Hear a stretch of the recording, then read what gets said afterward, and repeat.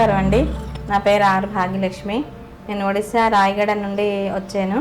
ఇది ఇక్కడ నాకు 2023 నుండి మోకాలు నొప్పులు, కీళ్ళవాతం, మరి చేతి వేళ్ళు ఇవంతా నొప్పులు ఉండేవి. ఏమీ చేసుకోలేకపోయేదాన్ని.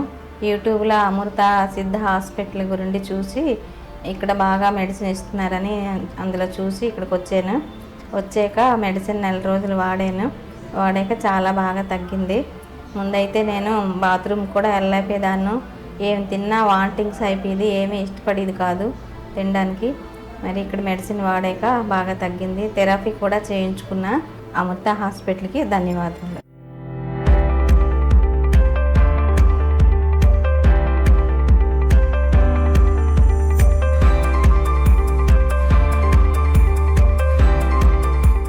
కలర్ స్వాతి పెళ్లి చేసుకుంది. సరిగ్గా 3 ఏళ్ల క్రితం మంత్ ఆఫ్ మధు అనే సినిమా రిలీజ్ అయింది కదా.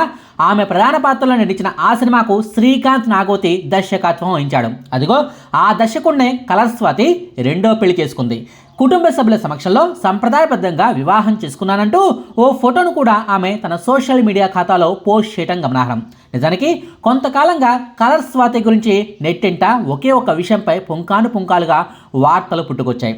కలర్ స్వాతి తన భర్తకు విడాకులు ఇచ్చిందా లేదా అన్న అంశం గురించి వార్తలు రాయని వెబ్సైట్ లేదు, వీడియోలను చేయని ఛానల్స్ కూడా లేవు. చివరకు month of Madhu cinema promotional కార్యక్రమంలో విడాకుల అంశం గురించి నేరుగా కలర్ స్వాతిని ఓ సినీ జర్నలిస్టు ప్రశ్నించాడు కూడా. మీరు విడాకులు తీసుకున్నారట కదా, నిజమేనా అని నేరుగా అడిగితే 3 ఏళ్ల క్రితం కలర్ స్వాతి చెప్పిందేంటి? అసలు మొదటి భర్తతో ఆమెకు గొడవేంటి? ఆయనతో ఎందుకు విడాకులు తీసుకున్నారు? సినీ ఫీల్డ్కు సంబంధం లేని వ్యక్తితో ఆమె మొదటి పెళ్లి జరగడానికి కారణాలేంటి? పెళ్ళైన 6 నెలల తర్వాత మొదటి భర్త గురించి ఆమె చెప్పిందేంటి? భర్తతో అసలు ఎందుకు విభేదాలు వచ్చాయి? రెండో పెళ్లి విషయంలో జరిగిన ప్రచారం ఏంటి అన్న వివరాలను ఈ వీడియోలో క్లియర్గా చెప్పుకుందాం. నిజానికి కలర్ స్వాతి అసలు పేరు స్వెత్లానా. ఆమె పుట్టింది భారత్లో కాదు, రష్యాలో. 1987 సంవత్సరం ఏప్రిల్ 19వ తారీఖున రష్యాలోని వ్లాడివాస్తాక్లో ఆమె జన్మించింది. పుట్టిన వెంటనే పురుడు పోసిన నర్సు స్వెత్లానా అనే పేరును పెట్టిందట. ఆ తర్వాత ఆ పేరునే తెలుగుకరించి స్వాతిగా ఇంట్లో వాళ్ళు నామకరణం చేసుకున్నారట. ఆమె తండ్రి నేవీ ఉద్యోగి కావడంతో వృత్తిరీత్యా దేశ విదేశాలకు తిరుగుతూ ఉండాల్సి వచ్చింది. ఈ క్రమంలోనే స్వాతి పుట్టిన సమయంలో వాళ్ళు రష్యాలో ఉన్నారు. ఆ తర్వాత భారత్కు తిరిగి వచ్చి మొదట్లో ముంబైలో ఉన్నారు. ఆ తర్వాత వైజాగ్కు బదిలీ కావడంతో అక్కడే సెటిల్ అయిపోయారు. నిజానికి సినీ ఇండస్ట్రీలో కానీ టీవీ ఇండస్ట్రీలో కానీ నేము ఫేము రావడం అంటే అంత ఈజీ కాదు. ఎన్నో దశాబ్దాలుగా ఇండస్ట్రీలో నెట్టుకొస్తున్నా సరే సరైన గుర్తింపు దక్కని వాళ్ళు కూడా ఉన్నారు. కానీ స్వాతికి మాత్రం ఆఫర్లే ఆమెను వెతుక్కుంటూ వచ్చాయి. 17 ఏళ్ల వయసులో స్వాతి ఇంటర్ పూర్తయ్యాక ఎంసెట్ను రాసింది. కానీ ఆ ఏడాది ఏవో కారణాల వల్ల కౌన్సిలింగ్ చాలా ఆలస్యమైంది. ఆ సమయంలో మా టీవీలో స్వాతి గారి ఫ్యామిలీకి తెలిసిన ఒక ఆవిడ యాంకర్ అవకాశం ఉందంటూ ఫోన్ చేసింది. మీ అమ్మాయి మాట తీరు బాగుంటుంది, యాంకర్గా బాగా మనకొస్తుంది, ఒక్కసారి ట్రై చేసి చూద్దాం, నచ్చకపోతే వదిలేద్దాం అంటూ స్వాతికి ఆమె కుటుంబ సభ్యులకు నచ్చజెప్పి మరీ మేకప్ టెస్ట్ చేసింది. ఆ టైంలో స్వాతి గారికి యాంకరింగ్ ఇష్టం లేకపోయినా కౌన్సిలింగ్ మొదలయ్యే వరకు ఏదో ఒకటి చేద్దాంలే అన్నట్టుగా ఉండేది ఆమె పరిస్థితి. అసలు సెలెక్ట్ అవుతానని కూడా ఆమె అనుకోలేదట. అదృష్టవశాత్తు ఆమె సెలెక్ట్ కావటం, వెంటనే కలర్స్ అనే ప్రోగ్రామ్ స్టార్ట్ కావటం చకచకా జరిగిపోయాయి. మొదట్లో ఓ 10-20 ఎపిసోడ్లే ఉంటుందన్నారు. కానీ స్వాతి షోకు మంచి స్పందన రావడంతో దాన్ని ప్రైమ్ టైంకు మార్చి మరీ ఏకంగా 150 ఎపిసోడ్లను చిత్రీకరించారు. ఓవైపు యాంకరింగ్, మరోవైపు ప్రైవేటుగా చదువు అంటూ 2 పడవల మీద ప్రయాణం సాగిస్తూ ఉండగానే కలర్ స్వాతికి సినిమా ఛాన్సులు రాసాగాయి. 2005 సంవత్సరంలో కృష్ణవంశీ గారి డేంజర్ సినిమాతో సినీ ఎంట్రీ ఇచ్చిన కలర్ స్వాతికి మొదటి ప్రయత్నం కాస్త చేదు అనుభవాన్నే మిగిల్చింది. ఆ సినిమా హిట్ కాకపోవడంతో కాస్త డేలా పడిపోయినా రెండో సినిమాగా వెంకటేష్ గారి ఆడవారి మాటలకి అద్దాలు వేర్లే అనే సినిమాలో హీరోయిన్ చెల్లిగా ఛాన్స్ లభించింది. ఆ సినిమాతో కలర్ స్వాతికి యాక్టింగ్ పరంగా మంచి పేరు వచ్చింది. ఆ తర్వాత తెలుగులోనే కాదు, తమిళ్, మలయాళ భాషల్లో కూడా నటించడం మొదలుపెట్టింది. నిజానికి ఆమెకు తెలుగులో కంటే కూడా తమిళ్, మలయాళ భాషల్లోనే ఎక్కువ సినిమాల్లో ఛాన్సులు వచ్చాయి. 2005 సంవత్సరం నుంచి సినీ కెరీర్ను ఆమె మొదలు పెడితే ఇప్పటి వరకు అంటే ఈ 20 ఏళ్ల కెరీర్లో పట్టుమని 30 సినిమాల్లో కూడా ఆమె నటించలేదు. అష్టాచమ్మ, స్వామిరారా, కార్తికేయ, గోల్కొండ హైస్కూల్ వంటి మంచి సినిమాల్లో ఆమె నటించినప్పటికీ సినిమాల సంఖ్య మాత్రం 30కి మించలేదు. అందుకు ప్రధాన కారణం కెరీర్ కాస్త పీక్స్లో ఉన్న సమయంలోనే ఆమె పెళ్లి చేసుకోవటం. 2018 సంవత్సరం ఆగస్టు 30 తారీఖున వికాస్ అనే వ్యక్తితో కలర్ స్వాతికి పెళ్ళైంది. నిజానికి వికాస్కు సినీ ఇండస్ట్రీకి ఏ మాత్రం సంబంధం లేదు. స్వాతికి వికాస్కు పెళ్లికి ముందు పరిచయం కూడా లేదు. వికాస్ది కేరళ, పూర్తిగా మలయాళ ఫ్యామిలీ. కేరళకు చెందిన మలేషియన్ ఎయిర్లైన్స్లో పైలట్గా పనిచేస్తూ ఉండేవాడు. ఆయనకు పెళ్లి సంబంధాలు చూసే క్రమంలోనే తన స్నేహితుడి ద్వారా స్వాతి కుటుంబం గురించి తెలిసింది. ఇటు స్వాతి కూడా సినిమాల్లో నడుస్తున్నా పెళ్లి విషయంలో మాత్రం పెద్దల మాటకే పూర్తిగా కట్టుబడింది. నా పెళ్లి బాధ్యత మీదే, మీరు ఎవరిని చూసి పెళ్లి చేసుకోమంటే అతన్నే పెళ్లి చేసుకుంటానంటూ తల్లిదండ్రులకు హామీ ఇవ్వడంతో వాళ్ళు సంబంధాలు చూడటం, వికాస్ సంబంధం వాళ్ళ వద్దకు రావడం జరిగిపోయాయి. 2018 సంవత్సరం ఆగస్టు 30వ తారీఖున అతి తక్కువ మంది అతిథుల సమక్షంలో స్వాతి వివాహ వేడుక జరిగింది. పెళ్ళయ్యాక ఇండోనేషియాలోని జకర్తాలోనే కొత్త కాపురాన్ని స్టార్ట్ చేశారు.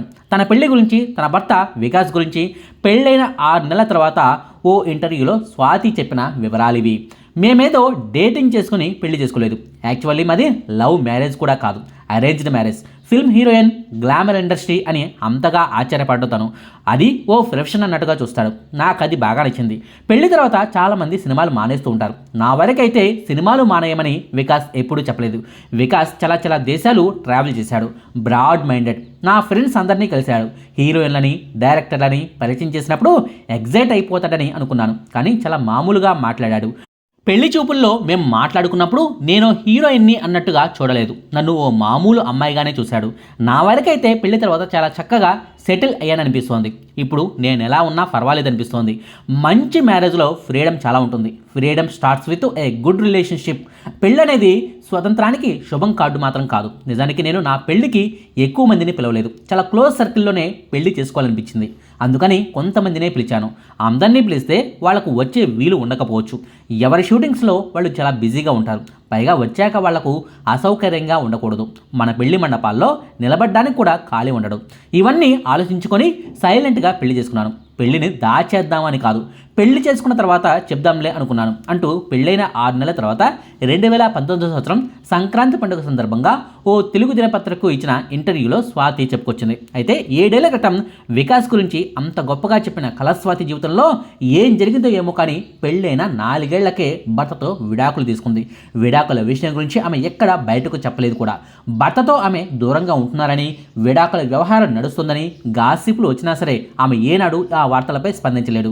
వికాస్ ఫోటోలను తన ఇన్స్టాగ్రామ్లోంచి తీసేగానే విడాకులు తీసుకున్నారా అని నెటిజన్లు కామెంట్లు చేస్తే ప్రతిదానికి పెడార్థాలు తీయొద్దంటూ హేతువు పలికారు కూడా. కానీ చివరకు అదే నిజమైంది. 2022 సంవత్సరంలోనే భర్తతో విడాకులు తీసుకున్నట్టుగా ఓ క్లారిటీ కూడా వచ్చింది. నిజానికి వీళ్ళిద్దరు విడాకులకు బహుశా మీడియాలో వచ్చిన వార్తలు కూడా ఓ కారణమే అయి ఉంటుంది. Month of Madhu cinema promotional కార్యక్రమంలో విడాకుల విషయం గురించి కళస్వాతికి ఓ ప్రశ్న ఎదురైంది. సినిమా గురించి ప్రశ్నలను అడుగుతూనే మీ పర్సనల్ లైఫ్లో విడాకులు తీసుకున్నారట కదా అంటూ ఓ జర్నలిస్టు ఆమెను సూటిగా ప్రశ్నించాడు. కానీ ఆ ప్రశ్నకు కళస్వాతి మాత్రం సమాధానం నేను చెప్పా అంటూ నవ్వుతూనే బదిలిచ్చారు. ఆ విషయం గురించి నేను చెప్పకపోవడం అనేది నా ఇష్టం, నేను చెప్పనంటూ ఆమె పట్టుబట్టేసరికి ఆ జర్నలిస్ట్ కూడా సైలెంట్ అయిపోయాడు. అయితే ఆ తర్వాత రోజే మరో ప్రెస్ మీట్లో వెబ్సైట్ల గాలి వార్తల మీద ఆమె ఘాటుగా రియాక్ట్ అయ్యారు. కలర్స్వాతి గురించి మీకెందుకండి, నా మీద ఇష్టం వచ్చినట్టుగా వార్తలు రాస్తున్నారు. నేను కలర్స్ ప్రోగ్రామ్ చేస్తున్నప్పటి నుంచి చూస్తున్నా, ఏవేవో రాస్తున్నారు. ఆ వార్తల వల్ల, మీ రాతల వల్ల నా జీవితంలో ఎంత ఇబ్బంది పడ్డానో మీకు తెలుసా? మీరు రాసే వార్తలనే నిజాలని వాళ్ళు అనుకుంటారు, నేను చెప్పేది మాత్రం నమ్మరు. మీరు మాత్రం మీకు ఇష్టం వచ్చినట్టు రాస్తారంటూ పరోక్షంగా తనకు వికాస్కు మీడియాలో వచ్చిన వార్తల వల్లే మనస్పర్ధలు వచ్చాయని చెప్పినట్టయింది. వికాస్ గారి కెరీర్ వేరు, ఆయన ప్రపంచం వేరు, ఆయన వర్క్ స్టైల్ వేరు. స్వాతి గారి సినీ ప్రపంచం వేరు. వేరు అభిప్రాయాలు కలిగిన వీళ్ళిద్దరి మధ్య భేదాభిప్రాయాలు రావడం అనేది సహజమే. అందుకే మీడియాకు ఎక్కకుండా, అసలు మీడియాకే ప్రకటించకుండా, సోషల్ మీడియాలో ఒక్కటంటే ఒక్క పోస్ట్ కూడా పెట్టకుండా సైలెంట్గా వీళ్ళిద్దరూ విడాకులు తీసుకున్నారు. ఎవరి దారిన వాళ్ళు బ్రతుకుతున్నారు. 2022లో వికాస్తో విడాకుల తర్వాత పంచతంత్రం అనే ప్రయోగాత్మక సినిమాలో నటించిన కళస్వాతి ఆ తర్వాత 2023 సంవత్సరంలో మంత్ ఆఫ్ మధు సినిమాలోనూ యాక్ట్ చేసింది. ఆ సినిమాలో నటించేటప్పుడే ఆ సినిమా దర్శకుడు శ్రీకాంత్తో పరిచయం ఏర్పడింది. అంతకుముందు శ్రీకాంత్ భానుమతి రామకృష్ణ సినిమాకు కూడా దర్శకత్వం వహించాడు. 2020లో ఆ సినిమా రిలీజ్ అయింది. ఆ తర్వాత మళ్ళీ 3 ఏళ్లకు మంత్ ఆఫ్ మధు సినిమా ఆయన నుంచి వచ్చింది.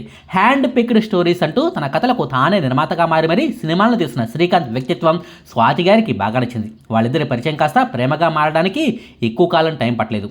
2-3 ఏళ్ల నుంచి సాగుతున్న వీళ్ళిద్దరి ప్రేమ ప్రయాణానికి చివరకు 2026 సంవత్సరం జూలై నెల 8వ తారీఖుతో శుభం కార్డు పడినట్టయింది. పెద్దల సమక్షంలో ఆ ప్రేమ ప్రయాణాన్ని వివాహబంధంగా మార్చుకొని మరో కొత్త జర్నీలోకి కలర్స్వాతి అడుగుపెట్టింది. ఇదండి కలర్స్వాతి మొదటి భర్త గురించిన వివరాలు, అలాగే రెండో పెళ్లికి దారి తీసిన పరిస్థితులకు సంబంధించిన సమాచారం.